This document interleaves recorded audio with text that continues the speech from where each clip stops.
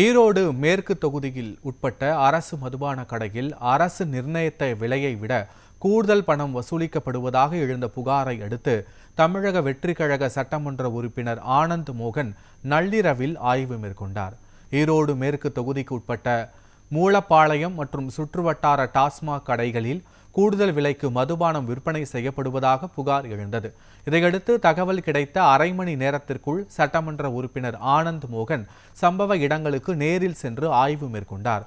அப்போது பொதுமக்கள் ஒரு பாட்டிலுக்கு 20 ரூபாய் வரை கூடுதலாக வசூலிப்பதாக குற்றம் சாட்டினர். கடைகளுக்குள் சென்று ஊழியர்களிடம் விசாரணை நடத்திய எம்எல்ஏ அரசு நிர்ணயித்த விலையை விட கூடுதல் தொகை வாங்கக்கூடாது என கடுமையாக எச்சரித்தார். மேலும் சம்பவம் குறித்து டாஸ்மாக் அதிகாரிகளிடம் நடவடிக்கை எடுக்கவும் வலியுறுத்தியுள்ளார்.